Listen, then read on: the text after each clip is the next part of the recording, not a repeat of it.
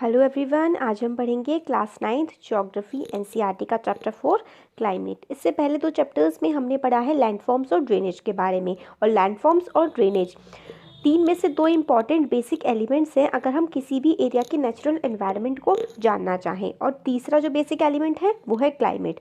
तो तीन basic elements जो हमको जानने चाहिए अगर हमें किसी एरिया के नेचुरल एनवायरनमेंट को जानना है तो वो होते हैं लैंडफॉर्म उसका, उस जगह का, क्लाइमेट और उस जगह का ड्रेनेज पैटर्न। तो क्लाइमेट क्या होता है?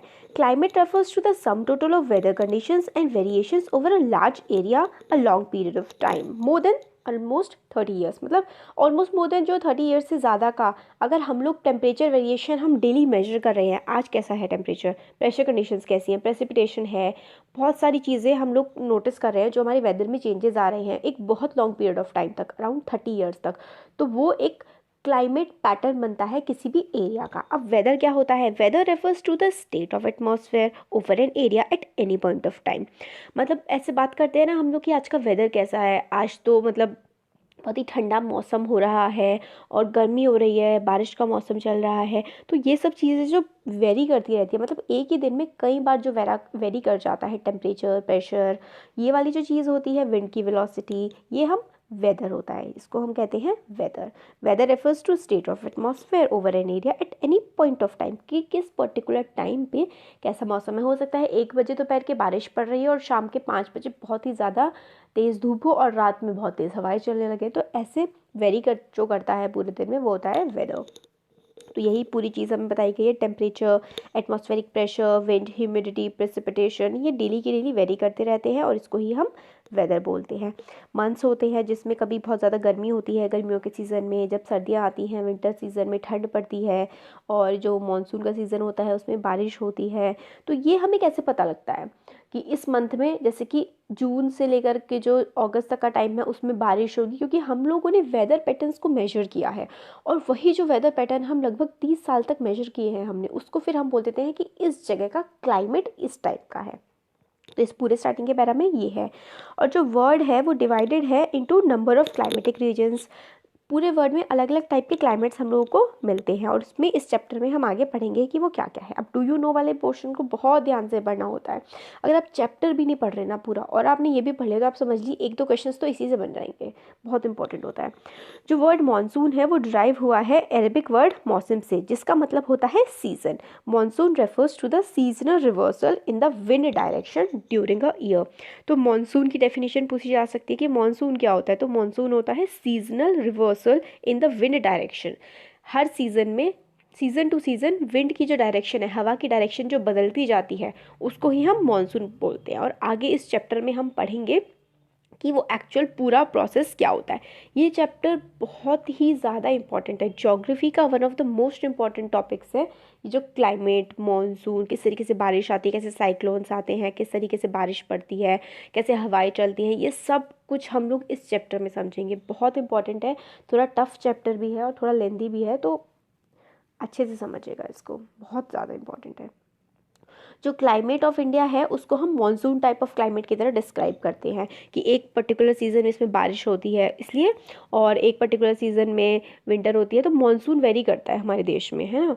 तो in Asia this type of climate is found mainly in south and south east Asia. तो मानसून टाइप का जो क्लाइमेट है वो एशिया में साउथ एशिया वाला जो पार्ट होता है, इसमें इंडिया, पाकिस्तान, अफगानिस्तान और बांग्लादेश, नेपाल, भूटान, ये वाला एरिया जो है ये है हमारा साउथ एशिया का। साउथ ईस्ट एशिया में जो हमसे आगे वाले जो नेशंस है, जैसे कि म्यांमार है और जिसमें थाईलैंड आता है, कंबोडिया आता है, वो है साउथ ईस्ट एशिया। और despite an overall unity in general pattern there are perceptible regional variations in climatic conditions within the country. तो पूरी कंट्री में मतलब ऑलमोस्ट हमारे देश में एक टाइप का क्लाइमेट रहता है, मगर फिर भी रीजनल वेरिएशंस बहुत ज़्यादा हैं। कहीं पर बारिश बहुत ज़्यादा होती है, कहीं पर टेम्परेचर बहुत ज़्यादा होता है, कहीं पर बहुत कम होता है। तो इस तरीके के वेरिएशन होते हैं। जैसा हमें बताया गया है कि समर में मर्करी, हम लोग मर्करी थर्मोमीटर से ही मेजर करते हैं टेम्परेचर को। जो मर्करी है वो ओकेजनली कई बार तो राजस्थान में 50 डिग्री सेल्सियस तक पहुंच जाता है टेम्परेचर। और उसी सेम टाइम पे जो फालगाम है जम्मू कश्मीर का एरिया, उसमें टेम्परेचर जो होता है वो 20 डिग्री सेल्सियस ही होता है। और कश्मीर का जो द्रास वाला रीजन है उसमें सर्दियों में -45 डिग्री सेल्सियस टेम्परेचर पहुंच जाता है। और उसी टाइम पे उसी विंटर्स के सीज़न में तिरुवनंतपुरम केरला में जो टेम्परेचर है वो 22 डिग्री सेल्सियस रहता है। अब डू यू नो वाला देखते हैं कि in certain places there is wide difference between day and night temperatures. मतलब बहुत सारी ऐसी जगह होती हैं जहाँ पे काफ़ी ज़्यादा डिफरेंस होता है दिन के टेम्परेचर में और रात के टेम्परेचर में।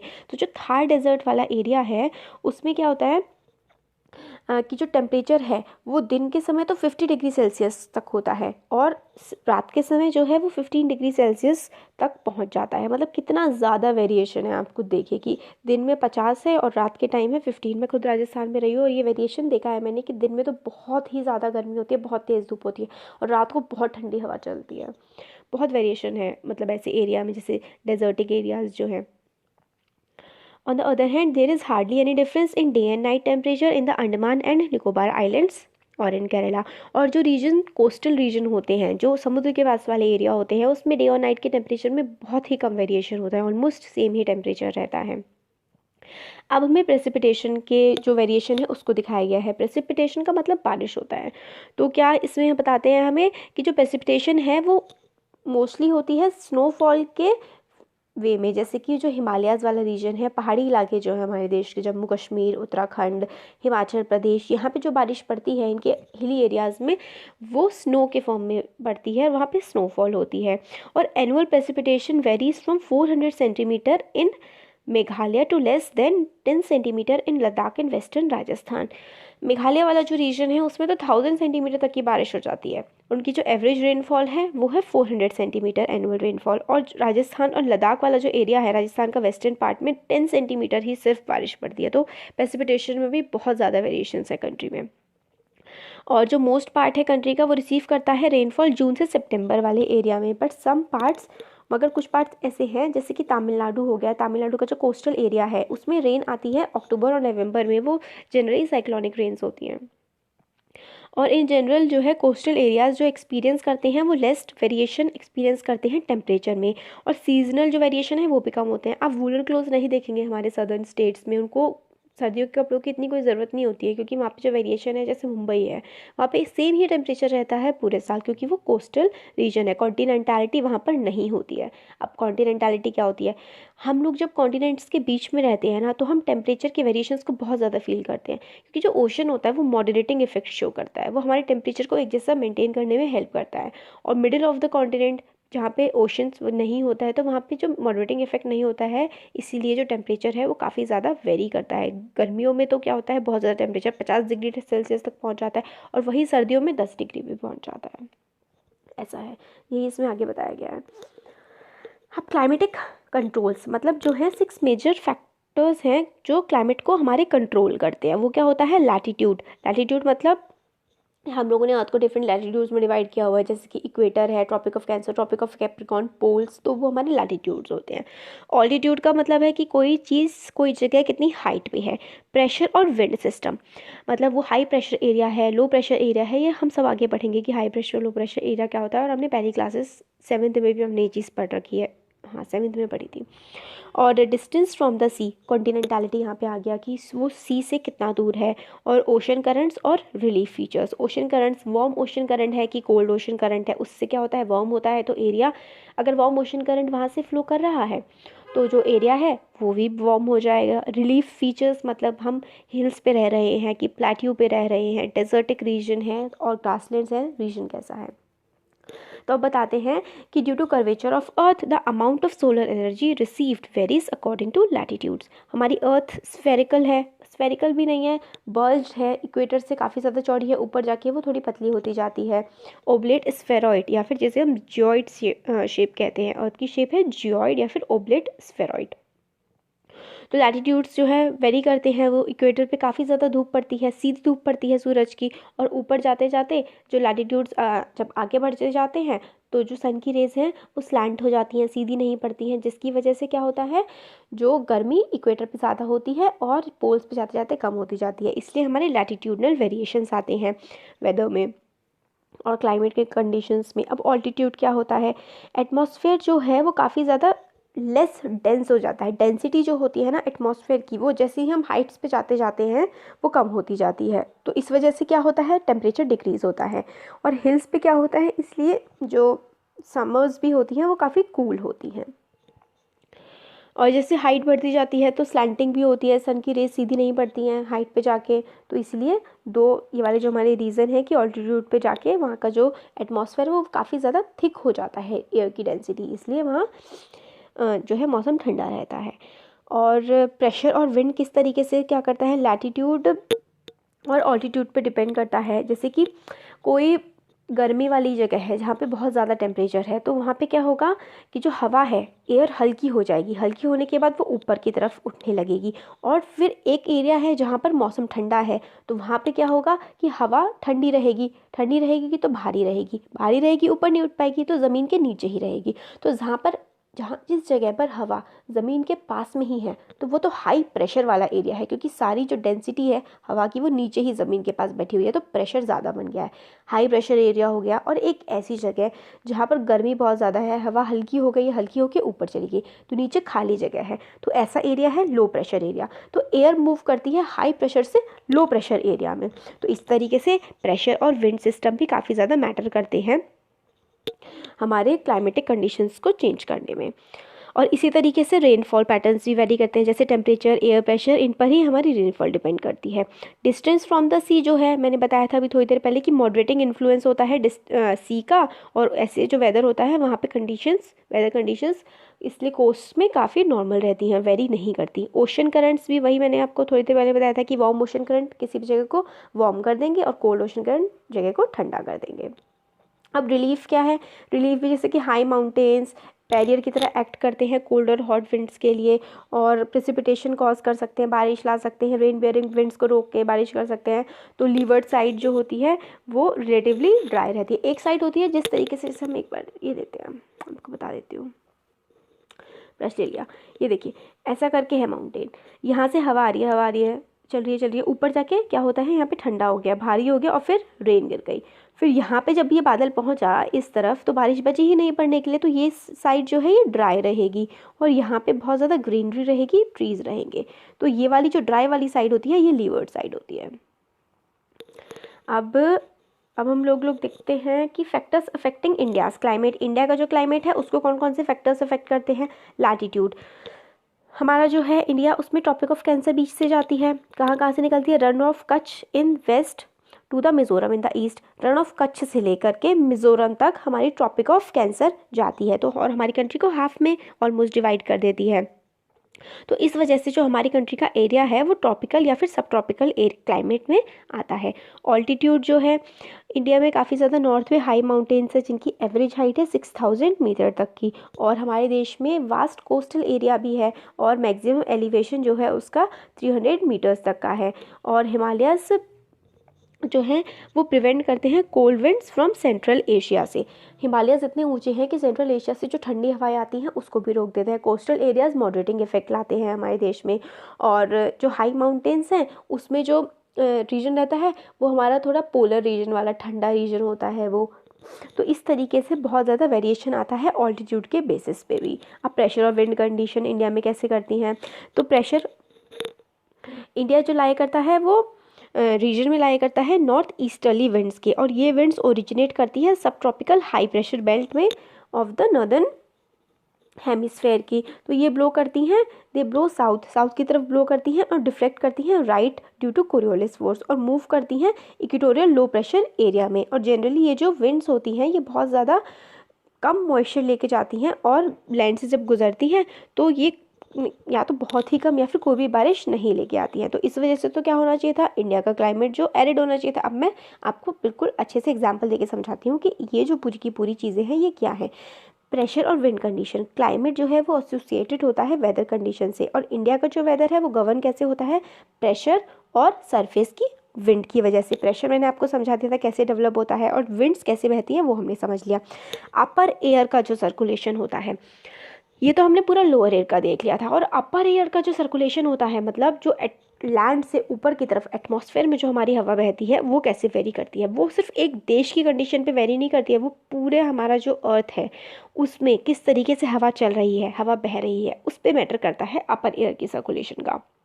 तीसरा जो है वो है western cyclonic disturbances and tropical cyclones. Western cyclonic disturbances क्या होती हैं, वेस्टर्न रीजन से जो हवाएं आती हैं हमारे देश में, उनकी वजह से जो साइक्लोन्स हमारे देश में हवा आती है वहाँ पे साइक्लोन्स आते हैं। उन साइक्लोन्स की वजह से जो विंड्स आती हैं वो कई बार रेन बियरिंग विंड्स होती हैं, वो हरियाणा वाले रीजन में बारिश करती हैं।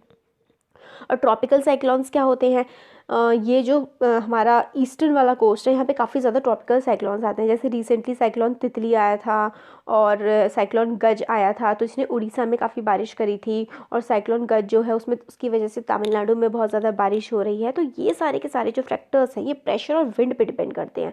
ये हम आगे चल के चैप्टर में पूरा डिटेल में पढ़ेंगे, अभी मैंने आपको समराइज वे में बता दिया है।